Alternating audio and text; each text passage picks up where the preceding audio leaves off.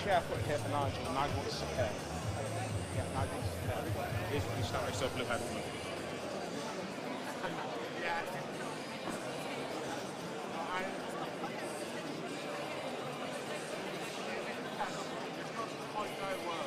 I've actually thought about it. Where we actually, even though we want to test base company for start that, we now need to invest in a new process. With the first issue forward, so something that can get into the internet, the sales team see, get this to the top of the morning, and this match that happening. So then you've got obviously sales, tagging up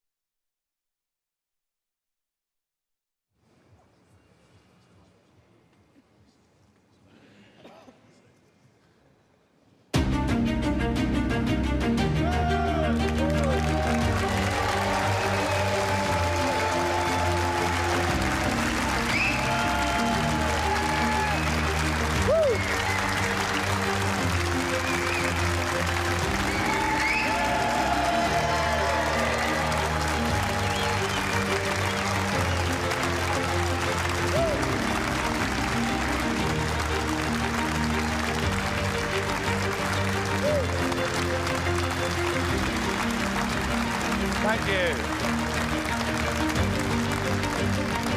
Thank you very much indeed. Good morning, everybody. Welcome to the launch of Small Business for Reform. And for those watching at home, what you have in the room, and they've all travelled today to London, are 300 small business owners.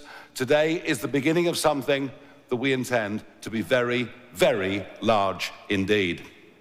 The sheer level of disconnect between the front benches in Westminster and what these men and women do in their lives has never been greater at any time in our history. This Labour government has absolutely no comprehension of what it's like to set up a small business, to run a small business, and to meet a monthly payroll. None of them have ever done it. None of them get it. And as for the Conservative Party, which over the years would have said that it did stand for small business, well, in their time in office, all they did was punish small business again and again. And unlike the other party leaders, I set up my first small business in 1993. For 30 years, I've run small businesses. For 30 years, I've known what the ups and downs of running a small business are like. Many was the time when it came to meeting the monthly payroll, when the staff would be earning a lot more money than me. I know how tough it can be. I know how legislation impacts on small business, and I know how much time is taken up with bureaucracy if you run a small business. And yet, just think back over the last few years. The IR35 rules brought in by the Conservative Party, affecting every single self-employed sole trader in this country, frankly, in the most bureaucratic and the most ridiculous way. I think it all comes from Treasury thinking that says that anybody in the private sector simply must be a crook, and only those of us in Whitehall are the good guys. The IR35 rules have made life very, very difficult for self-employed contractors, and frankly, they simply need to be scrapped. And let's allow the self-employed, who don't get sick pay or anything else, let's allow them to carry on with their lives. These businesses also hit by Jeremy Hunt's astonishing 30% increase in corporation tax in one go. In one fell swoop, put up corporation tax by 30%. And what that means is that all of these companies have less money to reinvest in their own businesses. Yet, again, that simply doesn't seem to be understood. And now we have a proposal from the Labour government that sole traders and small businesses, rather than filing annual returns to HMRC, will now be asked to file quarterly returns to HMRC, which just adds to cost, time, and bureaucracy. You can listen all you like to Labour, telling us that the Employment Rights Bill will make life better for employees. Well, maybe. If you're a big company with 5,000 or 10,000 staff, maybe you can deal with the increased cost and employee risk of the Employment Rights Bill.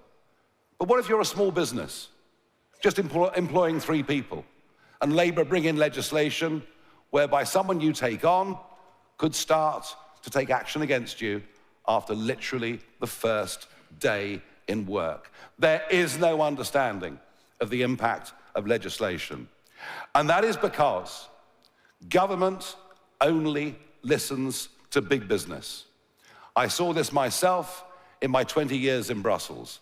The big companies had their own lobbying offices, and it's not dissimilar here in Westminster. It's the big businesses that take you to Wimbledon. It's the big businesses that take people out for dinner. It's the big businesses that shape policy, and the small businesses, frankly, don't even get a look in. And yet, when you think about it, that's remarkable, because over 99% of all businesses in this country are small businesses with fewer than 50 employees. Think of that. Over 99% of businesses. And think of this. 50% of those employed in the private sector, I'm talking about over 13 million people, are directly employed by small businesses. And yet, think again of what this Labour government has done. NIC of itself has had a massive impact on all of these people as employers. But just think, reducing the level at which NIC becomes appropriate to $5,000 a year, whilst at the same time putting up the minimum wage for under 18s by 18%, has meant 50,000 fewer teenagers have jobs today than did this time last year. Legislation that might work for big firms doesn't work for small firms. And I think the other great betrayal, and it is that, is every one of these millions of businesses, every one of these 5.6 million businesses believed that with Brexit, the regulatory burden on their shoulders would become less. And yet I can tell you, a decade on almost, from the referendum, that in every single industry, from financial services to fisheries, the burden of regulation, the threat of the regulator is worse now than it was then. In fact, I know many businesses literally live in fear of the inspector walking through the door, who in many cases seem to take an almost perverse pleasure at doing down small business. Some on the left will tell you, well, the economy is failing because capitalism is failing. No, we're not living in capitalism. We're living in an age of global corporatism. We're living in an age where the big businesses virtually control and own the political arena. Capitalism is what these people do. Free enterprise is what these people do. These people take risks.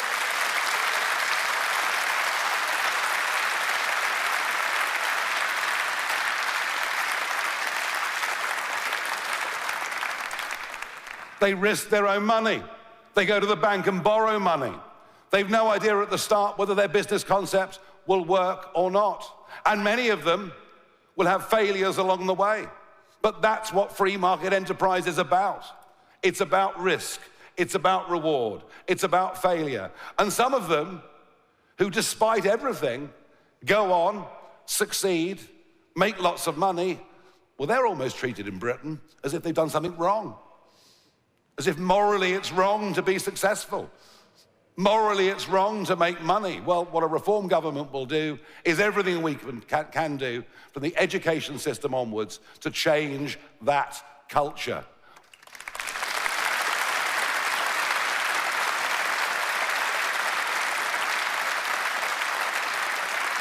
We will champion hard work. We will champion success. We will look to advertise men and women who we see as British heroes because they've set things up and they've succeeded. And think about it. Every big business, and by the way, there are only 8,000 big businesses in the whole of the UK against all the other millions such as yourselves. But every big business starts as a small business. Every innovation comes originally from somebody who's got a new idea. With good small business, with a healthy marketplace, you get increased choice for customers, you get better pricing, and you get better and greater technological development. I'm fearful.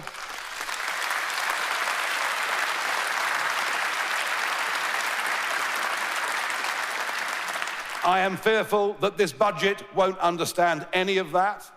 And well, of course, everything about this budget will be to attack hard work, attack saving, attack aspiration. But if Rachel Reeves does make changes to dividend income, etc., I can see a lot of small businesses, especially those in the tech space, just thinking, you know what? I'll hop on a plane to Dublin and I'll work from there. It'll be just so much easier. I fear the flight of business, the lack of investment in this country will get significantly worse if Reeves does touch dividends. So my message today is very, very simple. The Conservatives betrayed you on small business. Labour doesn't have any comprehension of actually what you do as small business. We do. We get it. I've been in business, I've run my own businesses, as many of my colleagues have, as thousands of our members have. And so today, as we launch Small Business for Reform, we are looking for tens of thousands of businesses up and down this country to join this organization. We will put in place a board. We will work together to produce the right policies for small business, for entrepreneurship, for startups, for our manifesto, for the next general election. But more than that, we will become a very strong voice and a very strong lobby for small business as an ongoing part of the national debate in this country. And it's a debate, frankly, that has not been heard for far too long. I feel passionately about this. I will certainly be heavily involved with this organization. This is in my blood. I know it's in yours too. And I believe we'll get a very large number of people come and join us, join this organization, help us build a council. Let's give this the single most ignored group of people in this country. 5.6 million businesses, 13 million staff, 50% of jobs in the private sector. It's about time they had a voice, and we intend to give them that.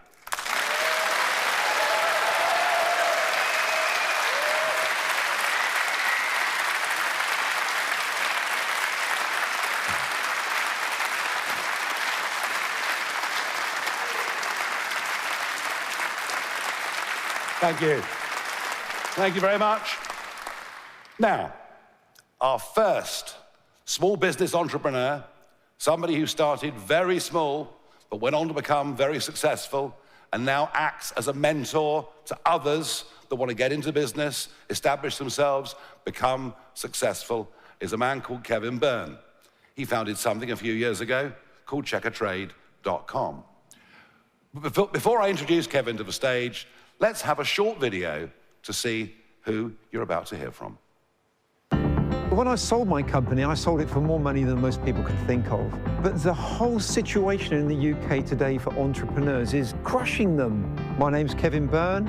I'm a serial entrepreneur, and I live on the south coast of the UK. Every single thing in this world stems from an idea. My wife and I are Christians, so I went to members in my church, the builder, the plumber, the electrician, and said, look, I'll do a little leaflet together. Once the word got out, everybody wanted to be in this little book. This was the embryo of the national brand that I built, helping to keep the cowboys out, scouted out. Great, eh? The very original concept idea, and I still got it. One health and beauty, one architect, one bed and breakfast, one builder. And, you know, when you're building a business, it's tough. When I sold my business, I went through an incredibly dark tunnel. So I'm waking up now and there's no reason to get out of bed. What really matters is your health, the health and well-being of your children and your friends around you. And the thing that I'd really like to do is to stay in my country.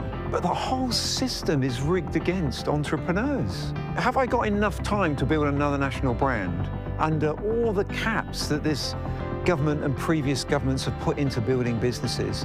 Should I live the rest of my life here and then die and pay inheritance tax at 40%? There is no reason for me to stay in the UK, and how sad is that?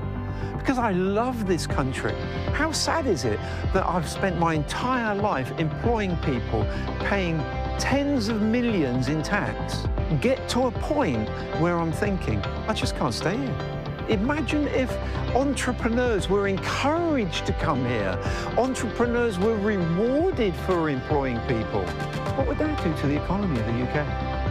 And I believe as Nigel Farage is Prime Minister of this country, he's going to wipe out many of those things which are hindering small businesses, and he'll start introducing things that will attract entrepreneurs from all over the world to the UK instead of those in the UK leaving.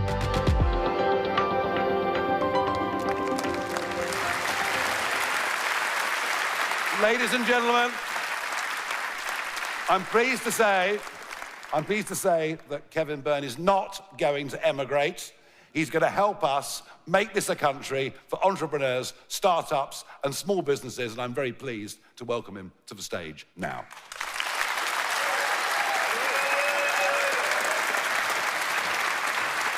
All right. Nigel, thank you very much. Good. Enjoy. Thank you. Good morning, everyone, and I'm sorry I've got my back to you. Apologies. I've spent, as you've seen on there, most of my life working either as a sole trader or a small business, and then I got to a national brand, and then I sold it. So there's very little that I have not experienced, gone through as a businessman in this world. I can remember when I was in my 20s and my children started to appear. And this is how it all started. My wife said to me, "Kev, look at the state of the carpets." So I thought, maybe I could go out and get a carpet cleaning machine and start. And from that, it's where you advertise. And from that, you put something together, and from that, it leads on to something else. But that whole journey is incredibly difficult, as you will all know, the people around this auditorium today that have built a business. But when I was preparing this speech, I was thinking on what I should say in such a short amount of time. And about 3 months ago, off my own back, I thought I'd put a paper together for Nigel. And I called it Small Business is Britain. And I just want to read you the opening part of this because it's so powerful. Some of these numbers have changed since, so bear with me. 5.6 million SMEs, 99% of all firms, 16.7 million people employed. That's 50 to 60% of the private sector. 2.8 trillion turnover, half the economy. Half. I want to emphasize that because in my business, if I had something that was responsible for half the income, man, I would give it all of my attention. But what attention do we get? And I wrote this: confidence is at rock bottom. Insolvencies are at a 14-year high. Over half of all owners say trading is worse than 5 years ago. And most have shelved plans to grow. How sad is that? Risk takers feel punished, as Nigel was saying. Before a penny of profit, the tax man takes his cut. Add in the red tape, late payments, high costs, and entrepreneurs stop growing or they leave the UK. Isn't that a terrible place to be? So whether you are thinking of starting a business, or you're a one-man band, or you're a limited company, or you're a national brand, I've been there, and I know what the journey's like. And there's very little that anyone can tell me that I haven't experienced or been through myself. But let me bring it right back down to the basics. A very good friend of mine, he actually used to work with me in building my business. He moved to Northumberland. His name's Andrew. And he started a cafe. And I speak to him regularly. And he said to me, "Kev, I haven't built my business because of the government or any help that's been offered. I've built my business despite the government and the lack of help." And that is such a terrible indictment, isn't it? For us that are just trying to be the backbone, the heroes of the economy of the UK. We, the tradesmen, the business owners of the UK, we fix people's houses, we transport them, we build their cars, we feed them, we clothe you, we entertain you. Absolutely the backbone of the UK, and yet the neglect from this government and previous governments is absolutely staggering. You'll know as a business person that's self-employed, you don't work from 9 to 5. For me, I got up in the morning, opened my laptop, and when I'd finished for the day at 12 o'clock at night, I would close my laptop and go to bed. Who else experiences that? Most of us, a lot of people nodding their heads. And it's tough. But where's the help? I learned something in my business, building a national brand, that most of us are like the rest of us. And if you can build the right environment, things will grow. I learned that people, your workforce, the small trades of the UK, they want to feel appreciated. They want to feel understood. They want to be able to work with integrity and a strong moral purpose. They want to be trusted, but above all, and this is what I think is probably the most important thing, they've got to have a vision for the future. And right now, I just don't feel or see or sense there's a vision for this country outside of reform. I was asked before I come on the stage, Kev, why have you come over to reform? And I said, it's desperation and disappointment. It's disappointment. So I want to look at very briefly those 5 things. Appreciation, understanding, trust, integrity, vision, and apply that between the government and ourselves as small businesses. Where is the appreciation from the government? I had to have that in my company to make it work.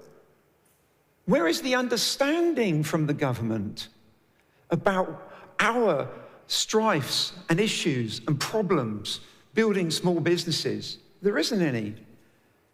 And where's the trust in us? I don't think there is any trust at all. What about integrity? Now, I think a lot of, particularly builders and plumbers and the like, they're under a huge amount of pressure when it comes to operating with integrity, cash jobs, etc. And I wonder how much is being lost to revenue through situations like that. But they feel they're being forced into that corner. And where's the vision that this government and past governments have given us as small businesses? I can't think of anything at all. Can you?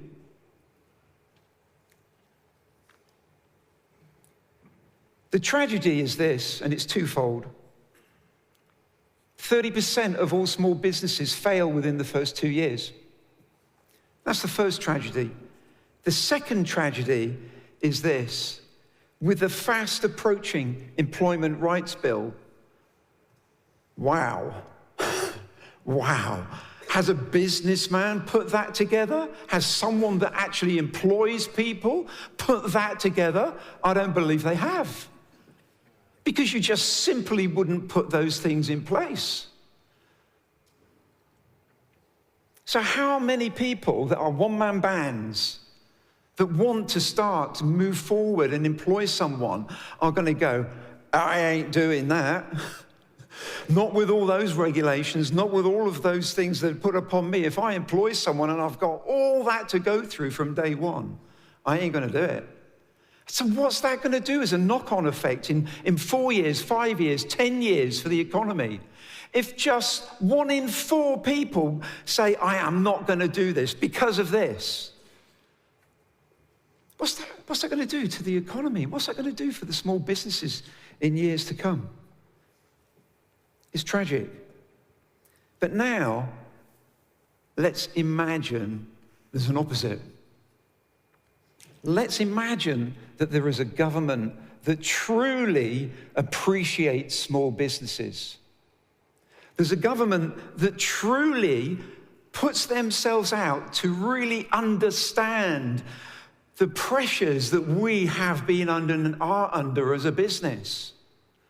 I know lots of people that are one-man bands, two-man bands. And I'll say to them, how much time do you spend in regulation? How much time do you spend in trying to tick all the boxes that we need to tick? Oh, Kev, hours and hours and hours. Well, okay, if you were to combine all that into a year, how long would it be? 2, 3 weeks of my time? Good grief. They should be out there servicing, not having to cope with red tape.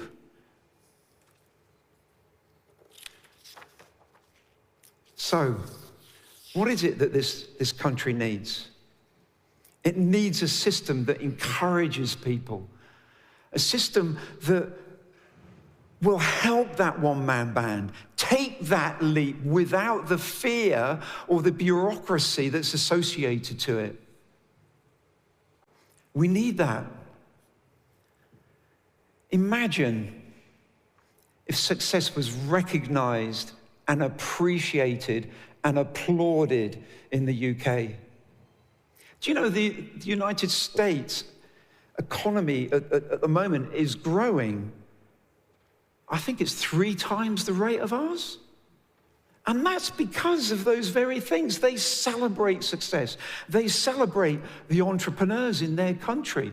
And they are doing their best to remove all the barriers to make those companies a success. What we have in the UK today is simply madness. It is simply madness. But all we need is the right environment.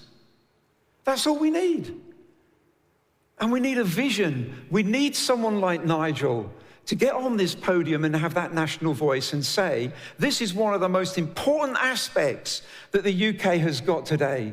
Half the economy comes from us as small business people. Now, I know this is going to be a huge mountain to climb for Nigel and the Reform Party. Huge. Every month, and I'm sure a lot of people will agree with me, every month the situation gets worse for the UK. So I say roll on the next election. I believe if we back the doers, the makers, the fixers, we will rebuild the pride in the UK. We'll rebuild the family in the UK. We'll rebuild the community in the UK. But most of all, we'll rebuild the hope that we all need. Here's one simple truth, which I'll finish on. When Britain's small businesses thrive, Britain will thrive as well. Thank you.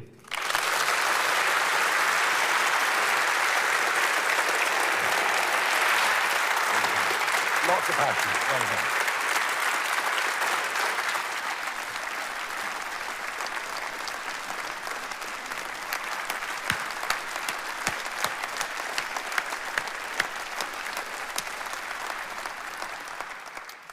Kevin, thank you. That was really powerful, really passionate.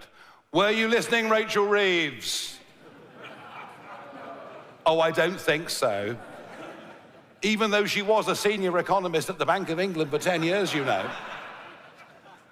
No, I suspect much of what's been said this morning will be met by a blank wall of incomprehension in government and on the front benches, as they simply don't have a clue. I wouldn't even be surprised if elements of what Kevin had said today are not picked up and used by the Prime Minister in PMQs this Wednesday. Mind you, at least David Lammy made Starmer look good, didn't he? I mean... Now, back to the serious stuff. The first thing I want to do is say a big thank you. A very big public thank you to Lord Bamford and JCB Excavators for their recent donation to us of £200,000. And I really am very thankful indeed for that.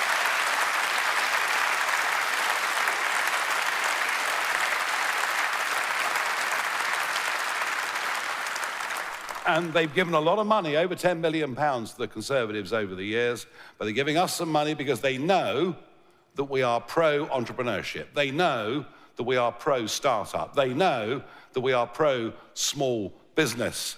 And Lord Bamford himself describes small business, rather as Kevin just did, as the backbone of the British economy. Nobody in Westminster has understood this or talked about this for years. Today is just the start of you hearing a lot about this, I promise you. Now, we have the usual list of questions from the press, which I will take. Anything to do with what's been discussed today by Kevin or business, I will bring him back on stage. But let's kick off with Harry Farley from the BBC. Thank you, Mr. Farage. Harry Farley from BBC News. You've spoken about this being the last chance for the BBC. The outgoing CEO of News at the BBC, Deborah Turness, said the corporation is not institutionally biased. What do you think of that? And what specifically do you think needs to change at the corporation to reform? And on small business, you used to talk about scrapping business rates for high street firms, but last week you said widespread tax cuts were not realistic. Can you clarify whether you would still scrap business rates for high street shops? The BBC has been institutionally biased for decades. I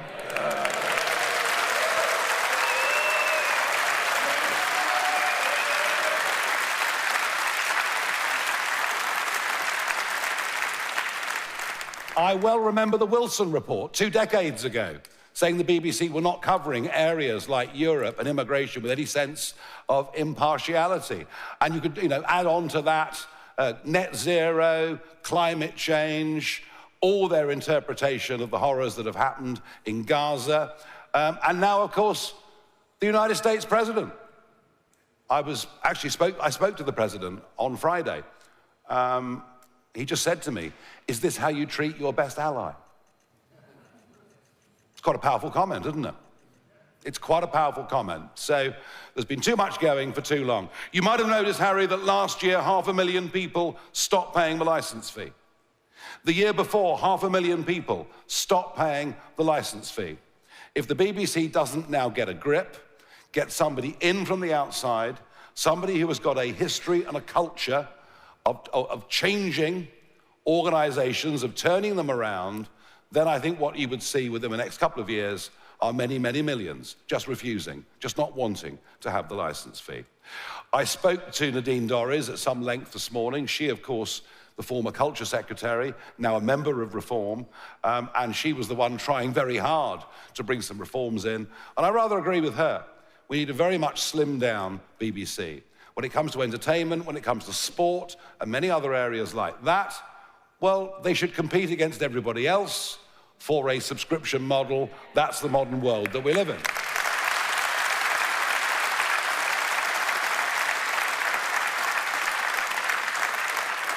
So the license fee, as currently is, cannot survive. It is wholly unsustainable.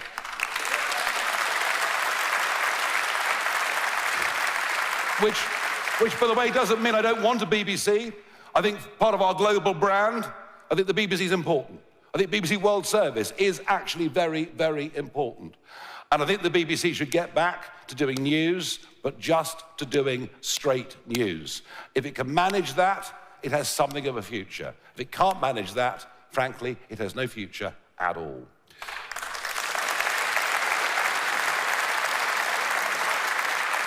Moving on. Yeah, I did say last Monday, this country has got to start living within its means. And I think actually people have woken up to that. We simply cannot go on amassing debt at the speed that we are. What I would say, in terms of what we're going to put together as a manifesto for small business, will be up as much to the 300 businesses in this room and the tens of thousands that I believe are going to join us. But don't underestimate. Yes, of course, there are costs to business, but don't underestimate what in the old-fashioned days we used to call supply-side reform. And supply-side reform means getting government, regulators, bureaucrats off the back of men and women running small businesses. And that's what we will intend to do. Now, on to Olivia Utley from a slightly perkier GB News, I think, this morning. Although I do have to declare an interest, obviously. Morning. Can we have a few more details? You talked a lot about what the problems facing small business are, but what exactly are your solutions? What changes would you make to corporation tax and business tax? And on the BBC, who would you ideally like to see as the new Director General? Well, I did notice that Donald Trump's press secretary, Catherine Leavitt, suggested British viewers watch GB News, not the BBC, which was quite interesting last night. Look, I don't know who comes in from outside, but it's got to be somebody from the outside. As I said, I think it's somebody from the private sector. It's somebody that's gone into a failing organisation and has turned around not just the profitability of the organisation, but turned around the culture of the organisation. And my worry, Olivia, with the BBC is it employs its people from such a narrow segment of society that I don't think they think they're biased at all. It's just the worldview of people the BBC employ who happen to live in North London, rather than the view more broadly of what's out there in the country. So someone dynamic, someone from the private sector, but somebody with a history of turning around cultures. Is it possible? I just don't know. I just don't know. As I mentioned the Wilson report earlier on. That was a big wake-up call to the BBC 20 years ago, that it had to change culture, and nothing actually did. Harry Horton, ITV.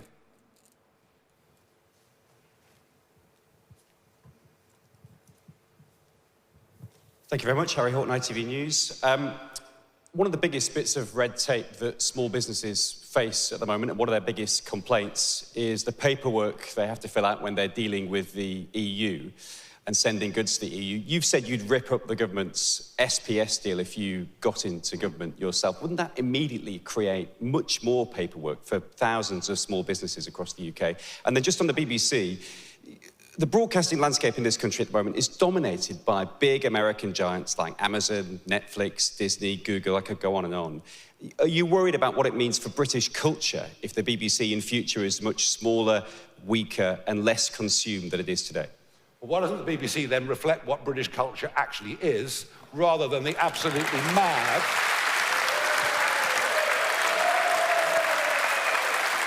I mean, that's our complaint. They've gone so mad on DEI and everything else, they're not reflecting the country we're living in. If they did reflect the country we live in, we wouldn't have the current crisis and the current problems that we've got. We had 50 years of red tape from Brussels, 50 years of endless red tape. Some of it would have been regulations, rules we sensibly might have put in place ourselves. But it's actually a double problem. It isn't just the EU rulebook, big problem though that is. It is the massive over-interpretation of that rulebook by regulators, by quangos, by bureaucrats in this country. And you speak to people out there, working in all sorts of businesses, and the regulators aren't there to work with business. Their culture is to work against business. And I'm sure if you stick around after this room, you would pick up stories from individuals here about just how difficult it is for them even to survive. So I'll come back to culture.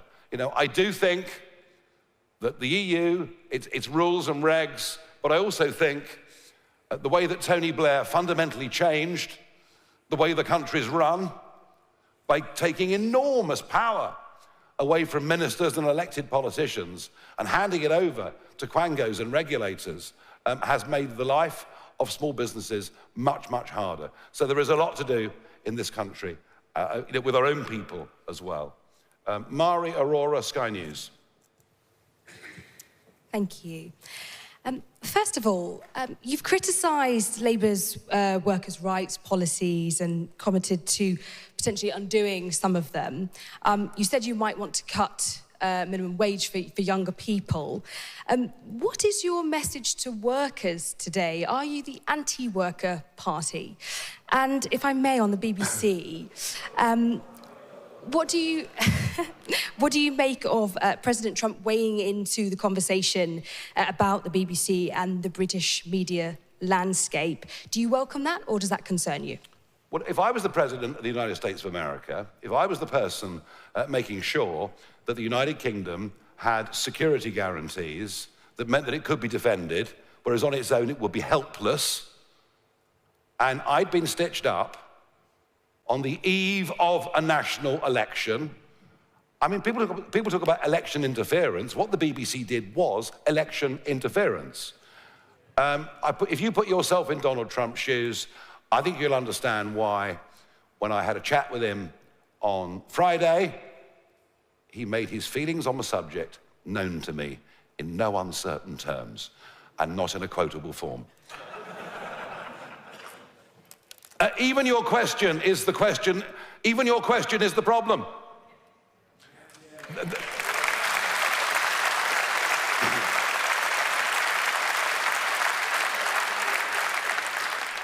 There are only 8,000 big businesses in the whole of the United Kingdom. Only 8,000. 99% of companies have fewer than 50 employees, and most of them are 1 or 2 person operations. And the whole national debate about the economy and about jobs and about work and about legislation focuses solely on those big businesses, because they're the people that have the voice. They're the people that appear on the morning TV and radio shows. We are pro-worker. We believe what we do will create many, many more jobs. Many, many more jobs.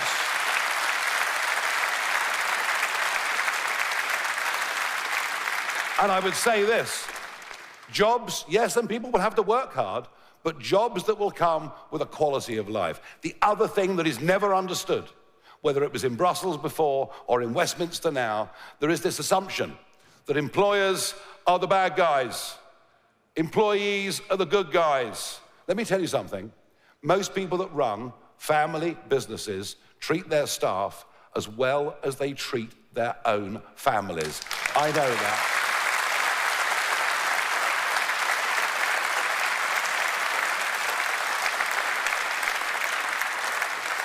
I promise you, they really, really do. But the problem is, these people haven't got a voice. There's no one to speak for them, which is why the bigger we can build small business for reform, the bigger voice all these people will have. And that is our stated aim. Today is that first brick that we're laying on the ground, and we intend to build something very, very substantial. Noah Hoffman from The Sun.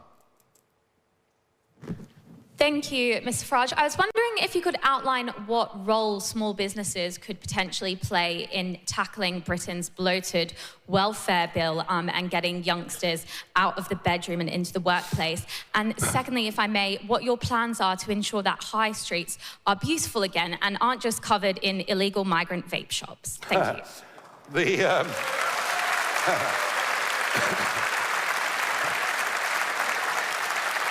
You know, what I said 2 weeks ago was that if you reduce to £5,000 the level at which employers start to pay NIC, and you substantially increase minimum wage for young people, you will finish up with fewer young people in work. And sure enough, year one, there are 50,000 fewer young people in work.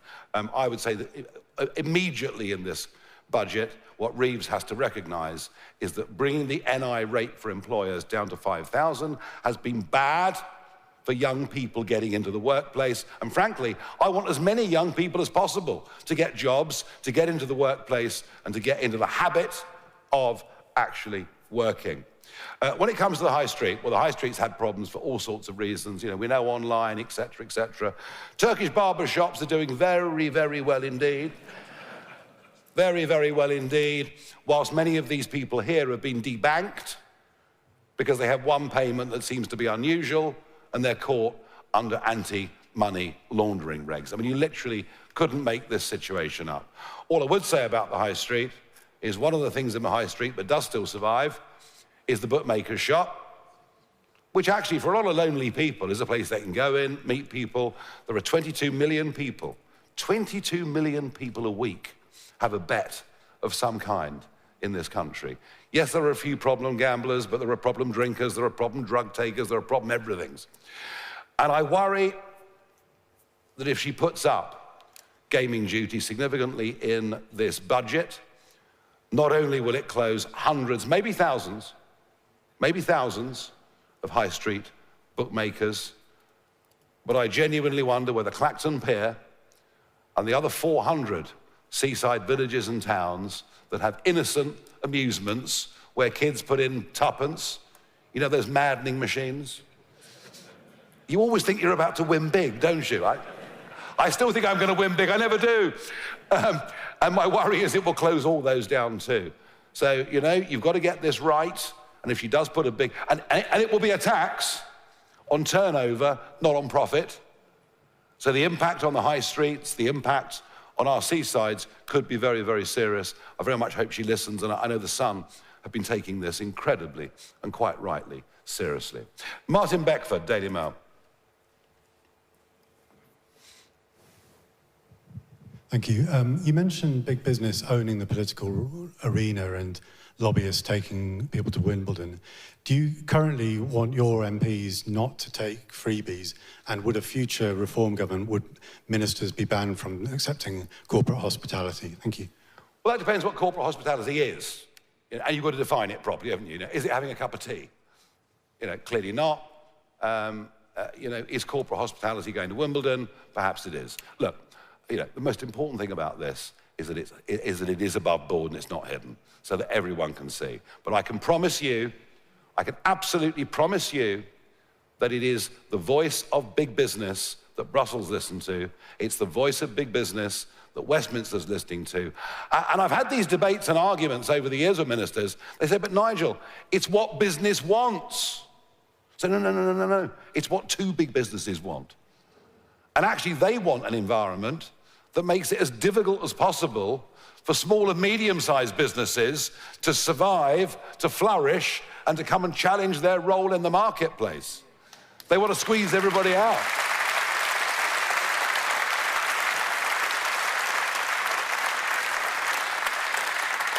I'm not anti-big business. We need big business. We need car manufacturers. We want big investment in this country. I'm not anti-big business. I'm anti-government that doesn't understand how important, in terms of choice and development of markets, small business is. That's what this is about. We're not anti anybody, let alone workers. We're pro-workers. We believe what we do in the next government, we get half of this right, could create millions of jobs, millions of good jobs. And we really, really believe that. Martin, thank you. Tony Diver, Telegraph. Thank you. Mr. Farage, can you be a bit more explicit about your policy on small businesses? At the last election, you pledged to scrap business rates entirely for SMEs. You also wanted to introduce a corporation tax-free allowance. Given that you've rowed back on some of your other tax pledges last week, do those pledges still stand? And can I also ask you, when you spoke to Donald Trump about the BBC, did he tell you what he wants to do about it?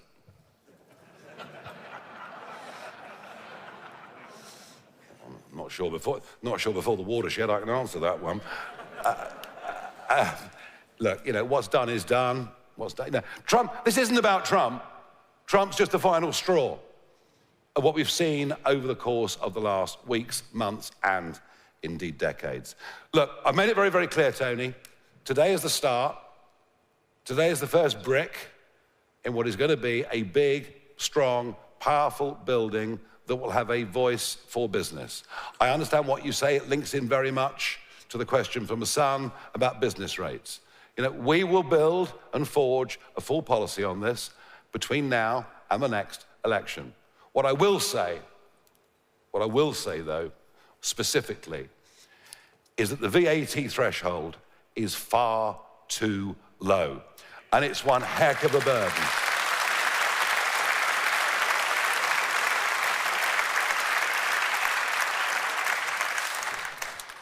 Stefan Bossier from The Times. Thank you, Nigel. Stefan Bossier from The Times.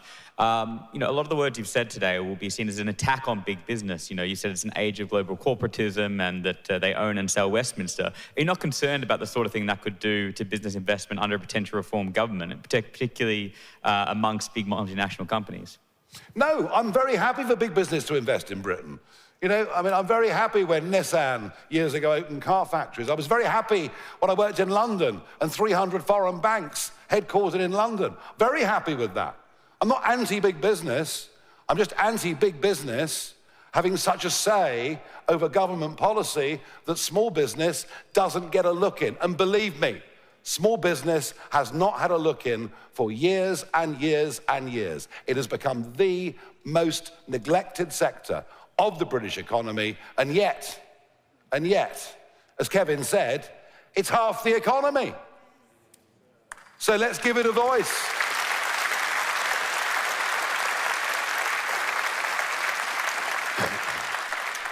Right, we're getting there. We're over halfway through. James, in case you're getting bored, don't worry, we're going to get there. James Hill, Spectator. At the beginning of your speech, you criticised Treasury thinking. What would a reform government mean for the Treasury? Would you break it up, first of all? And secondly, you talked about living within your means. Will you commit that your next election manifesto is going to be fully costed by an organisation like the IFS, for instance? It'll be costed, whether we trust the IFS to do it. I'm looking at Richard Tice, who's laughing quite loudly down there. We might find somebody else to do it. Yeah, we might find somebody else to do it. Yeah, look, of course we'll have a costed budget, all right? Of course we'll have a costed full budget. But we made it very, very clear last week that we actually have to be honest with the British people. There need to be substantial spending cuts. We cannot go on as we are. And, you know, people like you, James, and others who call me populist, I'm not being populist at all. We're not promising all things to all people. We're being straight with people. And I think, actually, there is a growing understanding in the country that we are in real, serious economic decline. We are in big trouble.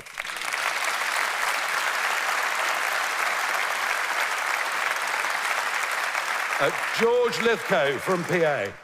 George?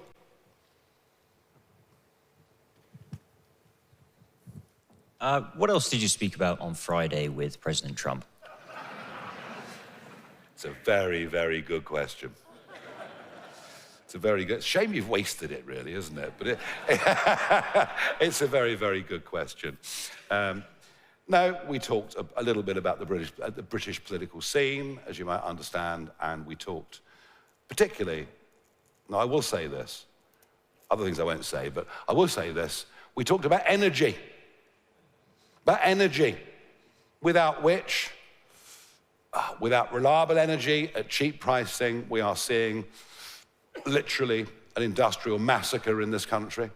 It comes month on month on month, and we give ourselves almost no chance of getting into the 21st century technologies, which, by the way, will be big businesses, yeah, data banks, etc. I'm not against all this. And we are going to need a lot more energy than we've ever had.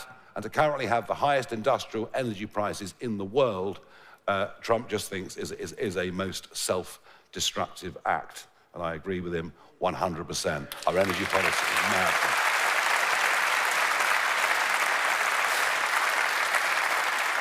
Okay, Lucy White from Bloomberg. Thank you. Businesses have for years been complaining about the lack of growth finance in the UK and their ability, entrepreneurs' ability to exit their business when the time comes and start something new. What do you plan to do around that area to increase growth finance in the UK and exit opportunities? And both yourself and Richard Tice have spoken in recent days about private equity and the shame that it is that so many of our businesses are being bought by private equity. Do you plan to introduce restrictions on that if reform is to get into government? Well, the first thing I would say is slightly more, I mean, I understand your question, but exit tax.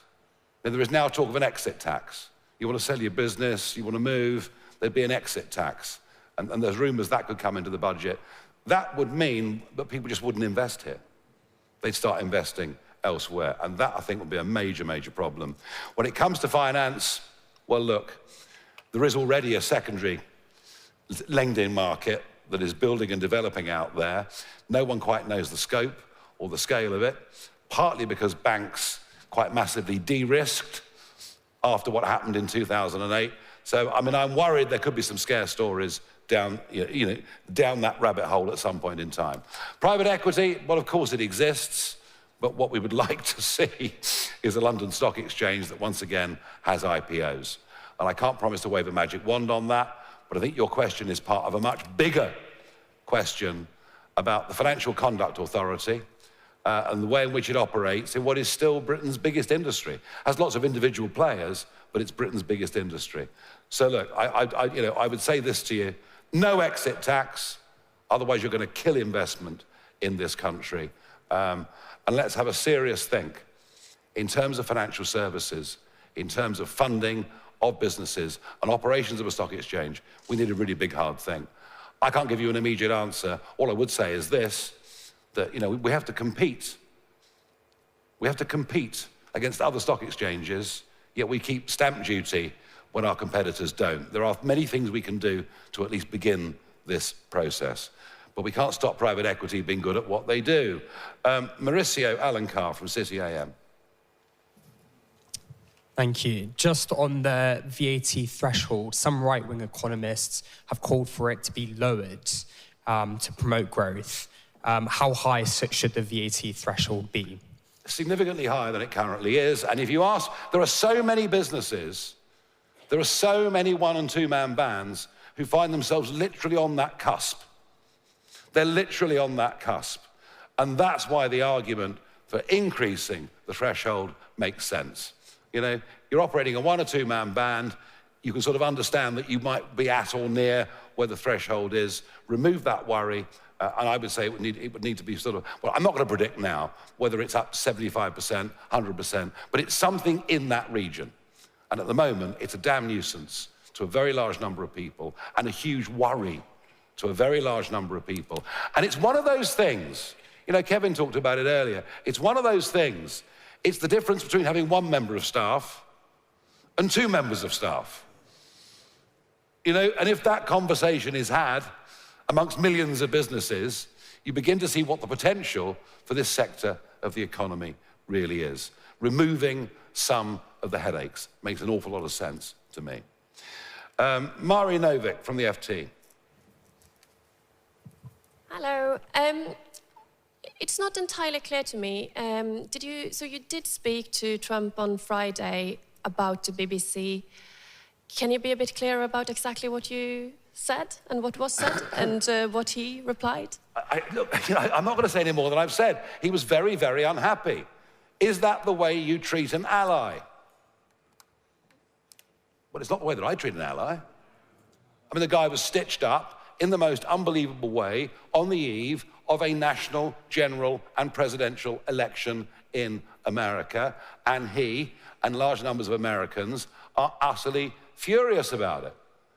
And, you know, at a time when there is quite a big debate in America about just how much support they should give to this side of the pond, whether it's to Ukraine or whether it's to us, and that debate is happening, it's a very, very damaging thing.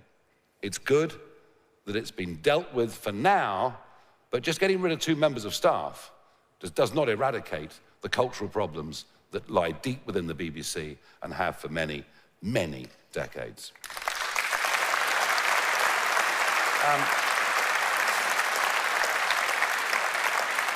Aggie Chambray from LBC. Thank you very much, Aggie Chambray, LBC.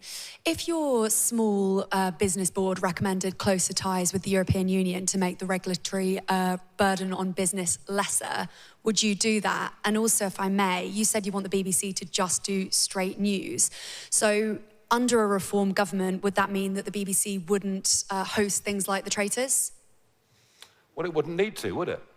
It wouldn't need to, because it would be, if it was going for programs like that or Strictly, it would compete on the market and it would compete for us to pay, as we have to pay to watch all sorts of services and streaming services. It's a fundamental change. It's a fundamental change, and I think its time has come. Sorry, your first question?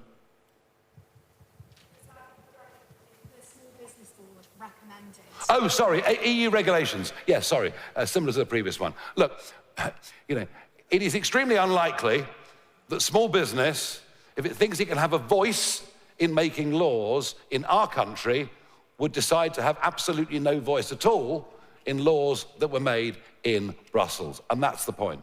You know, masses and masses and masses of EU law put into British law over decades. And you ask yourself a question, why is the European Union, why has it been for the last 20 years, in terms of economics, in terms of tech development, falling behind every other major region of the world? And one of the big reasons is it is stuck with technocratic and bureaucratic thinking. But look, we'll listen to whatever they have to say, but I would consider it, I'd be very, very surprised if our small business forum thought more unaccountable laws, which they could have no say over whatsoever, would be a good idea. Okay, Tim Ross, Politico.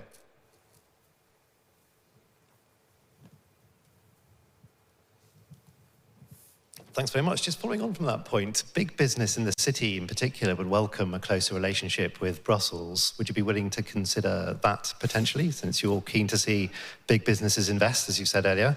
And secondly, you're aiming to become Prime Minister and to represent the UK around the world. Apart from Donald Trump, who you clearly talk to quite often, who else do you have a good relationship with, and who else among the world's leaders and politicians do you most admire? Thank you. Look, as far as the city's concerned, what we've done is we left the single market, which should have made life easier with the rest of the world, if a little trickier with Europe, but we haven't changed anything else. We made one change by leaving the single market, and we've done nothing to get rid of the most ludicrous legislation. And I'll tell you this, I mean, I'll back to IPOs, actually, and the Financial Times question of a few moments ago. London is now too expensive to do business. Why? One, the EU rulebook, but two, and even worse, the way that our own regulators, in this case the FCA, impose the rules. Well, it seems actually the FCA are now more worried about DEI employment policies in financial services companies than they are as to whether they're any blooming good or not. In terms of other world leaders, there are one or two other world leaders that I know and I've met, and I suspect after the next electoral cycle in Europe, there'll be even more that I know. But, you know, of course I know Mr. Orban, and of course I know Giorgia Meloni, and of course I know these people. And, you know, I have over the last few months developed some relationships in other parts of the world, which I'm not going to disclose at this moment in time. Will Hazel from the iPaper. Thank you very much. It's quite a big day in the preparation of the budget today because the OBR has submitted its first forecast to the Treasury. Your head of policy, Zia Youssef, has said some quite strong stuff about the OBR. He's described them as fake experts, a bunch of morons, and said they have no credibility.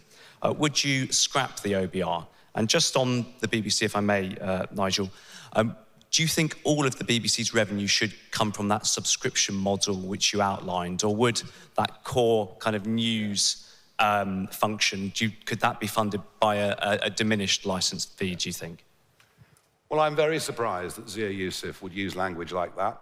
I would have thought he'd been much harder and got a lot further.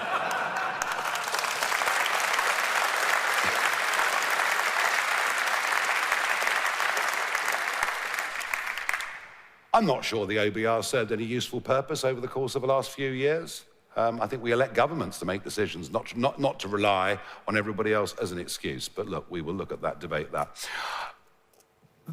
So when it comes to the World Service, the funding of the World Service comes out of the Foreign Office budget, which is right and proper. You know, is there an argument? Most of the BBC services should be subscription. Is there an argument there should be a small subvention for news? You know, I just think we're moving towards a world where we pay for everything.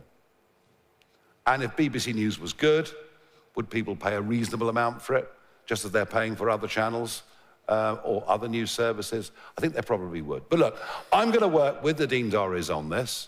You know, she was the person really trying to drive change. She was the person that said that the last renewal was the last ever renewal with the licence fee as it's currently structured.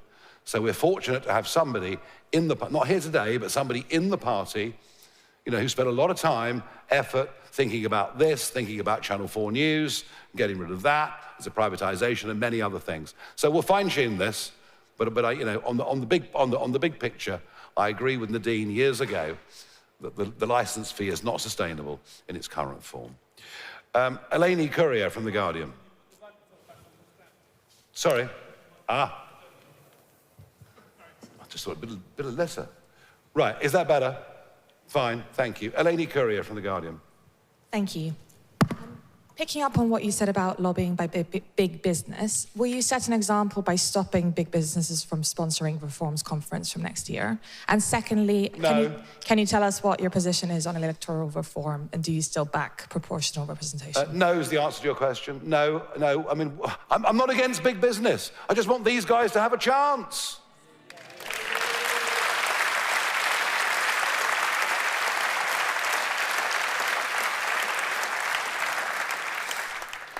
On On electoral reform, I've always favoured AV+, you know, which would mean significant minority voices will get a vote in the House of Commons. But the really big electoral reform that I favour, and it would need to be a high bar, but I do think the British people have a right, if they feel the political class are out of touch with them substantially on a major issue. I do believe the British people should have the chance, it's got to be verified, yes, but a chance through petition to call a national referendum on a subject of their choosing. And I do believe in that very, very strongly. Okay. The last question, Archie Earl from Unheard. Thank you, Mr. Farage. Would you be looking to renegotiate any international trade deals to help small and big businesses? Yes, the answer to that, of course we would. And, you know, there's a very big world out there, many, many opportunities that we haven't as yet explored. I mean, let's be fair, you know, small businesses do export considerable quantities, you know, specialist engineering, etc., also invisibles, such as services. Whether the small business community, again, has as much of a voice in trade negotiations as they deserve, I think is open to doubt. But you know what? We're open to everything. And that's the point about what we're doing and what we've said ever since last Monday on economics, on business, on entrepreneurship. We're a party prepared to adopt fresh thinking. We think the settled status quo on all of these things has been an absolutely desperate failure. And if you want evidence of that, just look at the people that are emigrating. Not just the non-doms, not just the super rich, but lots and lots of 30-somethings who are heading off to other parts of the world where they feel they'll actually be given half a chance as entrepreneurs, not penalised too heavily on tax or regulation. And we want to make sure a lot of those people come back and live in our country. Thank you.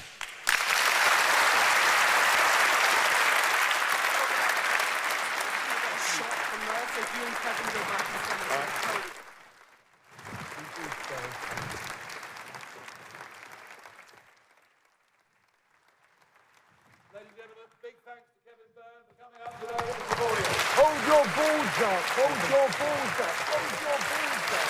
Hold your balls up. Very good.